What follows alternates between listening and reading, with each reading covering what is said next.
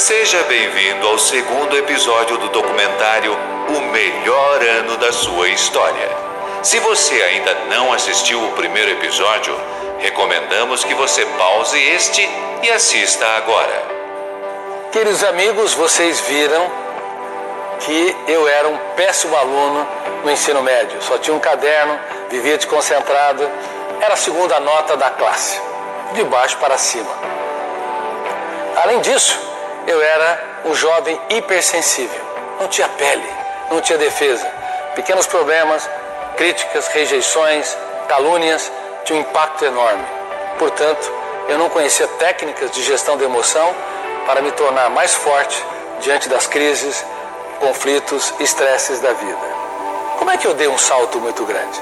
Como é que um dos alunos piores da escola se tornou um dia um cientista, se tornou o escritor mais lido do país e com muita humildade e sem nenhuma ostentação? Dizem que eu sou o psiquiatra mais lido da atualidade em todo o planeta. Por que eu consegui subir várias vezes o Everest emocional? Há vários segredos. Estamos falando sobre como construir o melhor ano da sua história.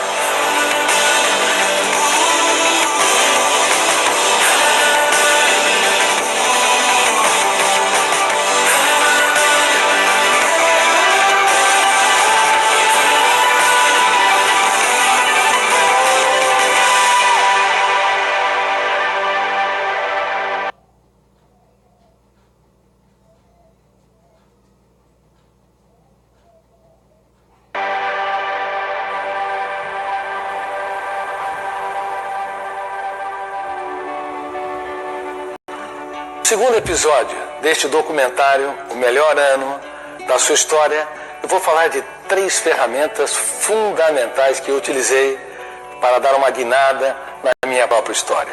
Veja bem, estou falando dos piores anos da minha história para que você tenha o melhor ano da sua história. Eu, a segunda nota da classe, de baixo para cima, um dos piores alunos da minha escola, um dos mais irresponsáveis, desconcentrado e que não tinha o que Platão preconizava, o deleite do prazer de aprender. Quando meus amigos estavam reunidos falando sobre o seu futuro, também me aproximei deles. Uns queriam ser engenheiros, outros agrônomos, outros professores, e lá vai eu comentar que eu queria ser um médico e um cientista. Silêncio geral. Todos ficaram perplexos. Depois vieram as gargalhadas, os deboches. Aí eu percebi que se você depender da torcida nos momentos mais importantes de tomada de decisão, você vai falhar. As principais decisões são solitárias na vida de um ser humano. Não espere apoios, não espere um toque nas costas, não espere encorajamento. É de foro íntimo. Você tem de seguir o seu projeto de vida. Portanto, a primeira grande ferramenta, as decisões mais importantes da sua vida para você ter o melhor ano da sua história são solitárias. Mas essas decisões solitárias não podem parar por aí, caso contrário você vai ser um fracassado, porque muitas intempéries, problemas, conflitos sociais, vaias acontecerão, e pior ainda, os piores fantasmas que assombram o ser humano estão dentro deles. Seus piores inimigos não estão fora, é você mesmo. Sentimento de culpa, fracasso, autopunição, sentimento de que não consegue reescrever a sua própria história. Então há estímulos estressantes de fora e há tempestades emocionais por dentro. Por isso, a segunda ferramenta é vital.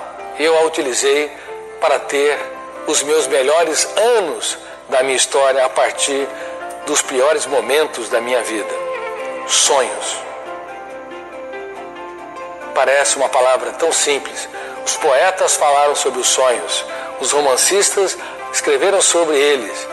Os cantores também teceram este fenômeno na sua música. Mas, sinceramente, grande parte das pessoas que falou sobre os sonhos não entendeu. Sonhos não são desejos. Sonhos são projetos de vida. Sonhos são construídos no território da emoção. E quando as pessoas zombam, quando você fracassa, quando passa por perdas, crises, eles criam raízes e ganham musculatura.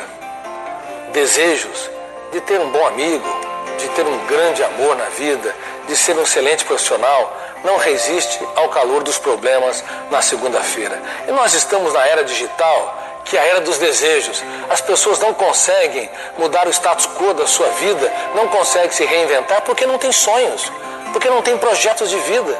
São intenções superficiais.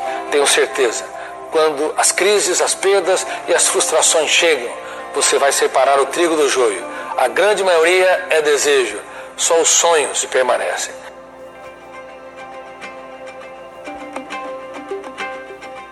Eu tinha o sonho de ser um médico e um cientista, mas como? Não sabia nem o que era átomo, o que era célula, era um aluno irresponsável e desconcentrado.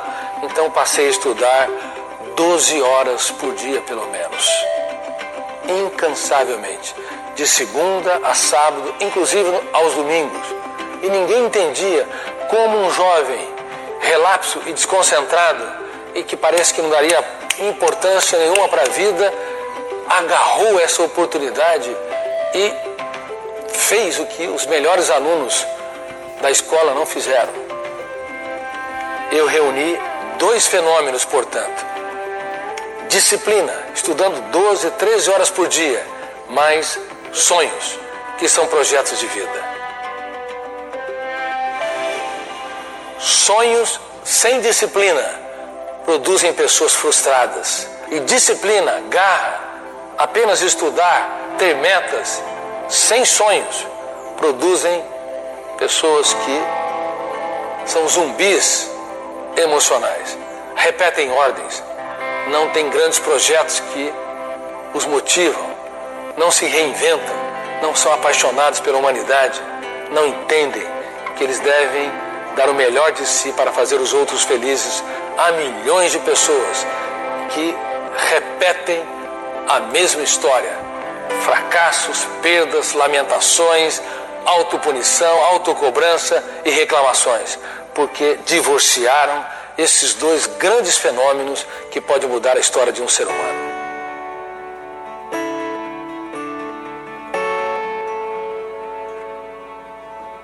Entrei na faculdade de medicina, para espanto de todos, entre os primeiros alunos. E quando estava na faculdade de medicina, desde cedo, porque desenvolvi essas ferramentas, eu não queria ser um aluno comum. O professor estava dando, por exemplo, aula de anatomia, técnicas de dissecação de cadáveres, veias, artérias, nervos, mas eu queria saber quem eram aqueles cadáveres, que lágrimas eles choraram, que perdas sofreram.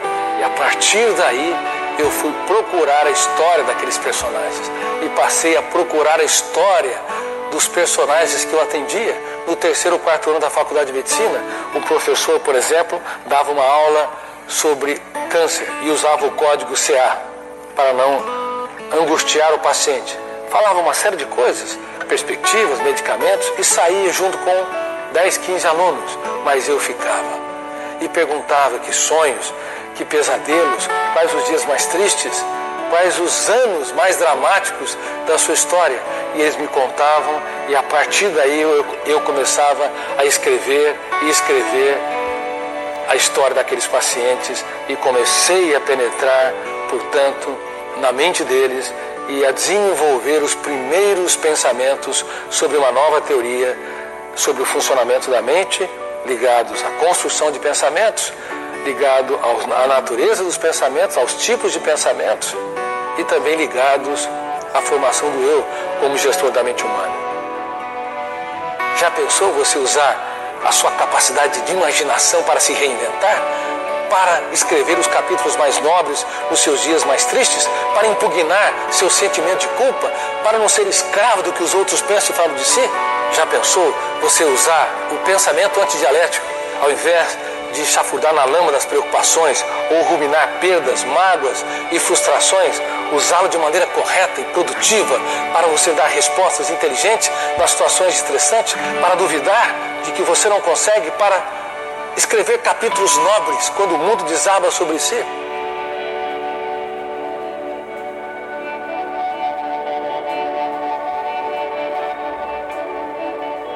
Você só consegue ser verdadeiramente feliz quando você dá o melhor de si para que os outros sejam felizes. O egoísmo, o egocentrismo e o individualismo são bombas, são fenômenos que implodem a felicidade.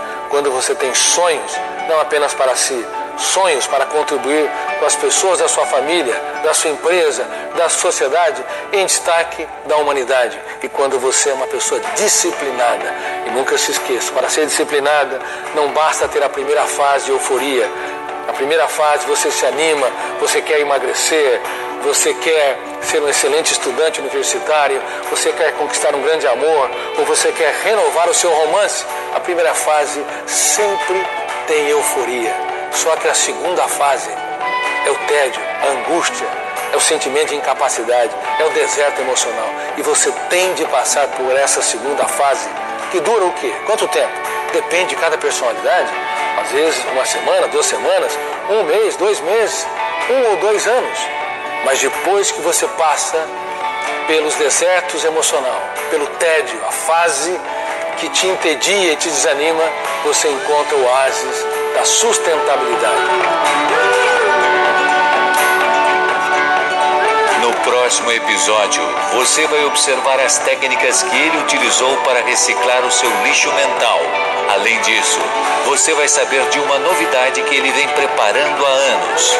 Não se esqueça de deixar um comentário abaixo dizendo qual é o seu maior sonho, ou melhor, qual é o seu projeto de vida.